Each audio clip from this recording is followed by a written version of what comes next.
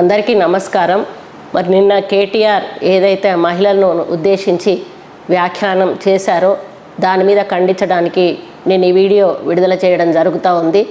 ఒక 10 సంవత్సరాలుగా ఒక ప్రభుత్వంలో ఉండి మంత్రిగా ఉండి ఈరోజు మహిళలు అనేటువంటి గౌరవం ఏమాత్రం లేకుండా మహిళలను మరి రికార్డ్ డ్యాన్సులు బ్రేక్ డ్యాన్సులు చేసుకోండి అని యథాలాపంగా అన్నాను అనేటువంటి మాట ఈరోజు చెప్పడం ఏదైతే ఉందో చాలా బాధాకరం అని చెప్పి ఈ సందర్భంగా నేను తెలియజేస్తూ ఉన్నాను. ఎందుకంటే ఆయనను కన్నది ఒక మహిళ, ఆయన తోడబుట్టింది ఒక మహిళ, ఆయన చేసుకున్న భార్య ఒక మహిళ, ఆయన కన్న కూతురు కూడా ఒక మహిళ.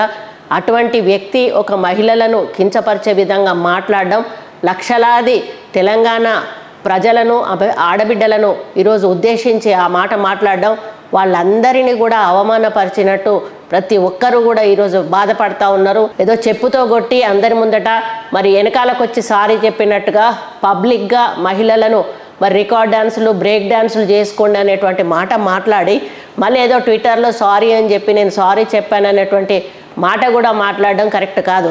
అయ్యా, ట్విట్టర్ ఫాలో అయ్యేది ఎవరు? చదువుకున్న వాళ్ళు, ఎడ్యుకేటెడ్స్, ఇంటెలెక్చువల్స్, వాళ్ళు ఫాలో అవుతారు. నువ్వన్నది ఎవరు? గ్రామీణ ప్రాంత ప్రజలు, గ్రామీణ ప్రాంతం నుంచి వచ్చేటువంటి మహిళలు ఎవరైతే ఉన్నారో వాళ్ళు బస్సుల్లో ప్రయాణం చేస్తూ ఉంటే వాళ్ళను ఉద్దేశించి మాట్లాడిన మాటలు నువ్వు అవెవరు కూడా ట్విట్టర్లో చూడరు. నువ్వు బహిరంగంగా క్షమాపణ చెప్పి ముక్కు నేలకు రాయాల్సిన అవసరం ఎంతైనా ఉందని ఈ సందర్భంగా హెచ్చరిస్తూ ఉన్నాను కేటీఆర్ని.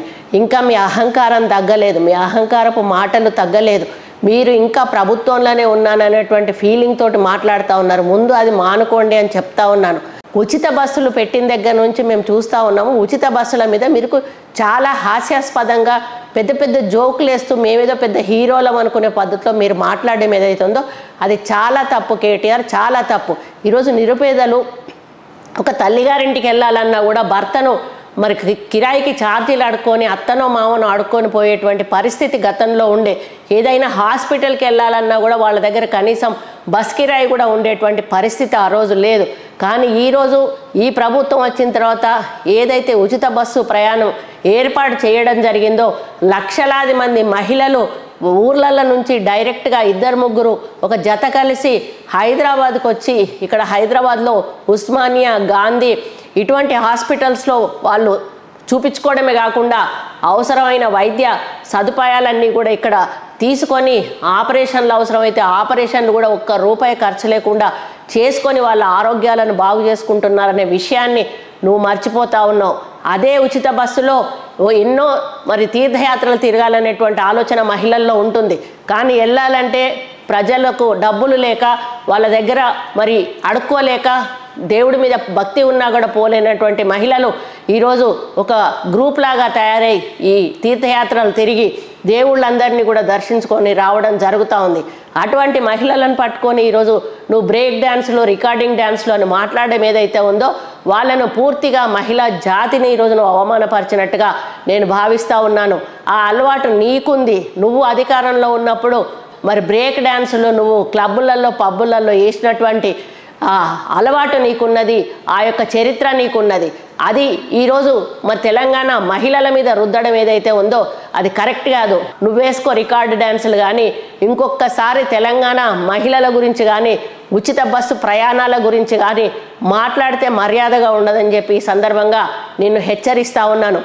రైతుల గురించి ప్రేమ ఒలకబోస్తూ ఉన్నట్టు మొత్తం తెలంగాణ రాష్ట్ర ప్రజల మీద మాకున్నటువంటి ప్రేమ ఎవరికీ కూడా లేదు అనేటువంటి పద్ధతిలో మీరు మాట్లాడుతున్న మాటలు వింటూ ఉంటే మరి జోక్లాగా అనిపిస్తూ ఉంది తప్పితే దయ్యాలు వేదాలు వల్లించినట్టుగా ఉంది.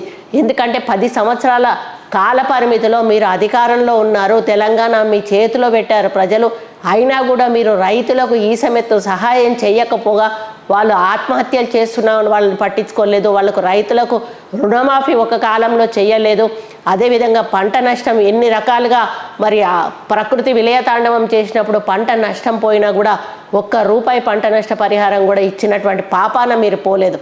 అటువంటి వాళ్ళు ఈరోజు రైతుల మీద ప్రేమ ఒలకబోయడం ఏదైతే ఉందో అది చాలా హాస్యాస్పదంగా ఉందని చెప్పి నేను కేటీఆర్కి తెలియజేస్తా ఉన్నాను.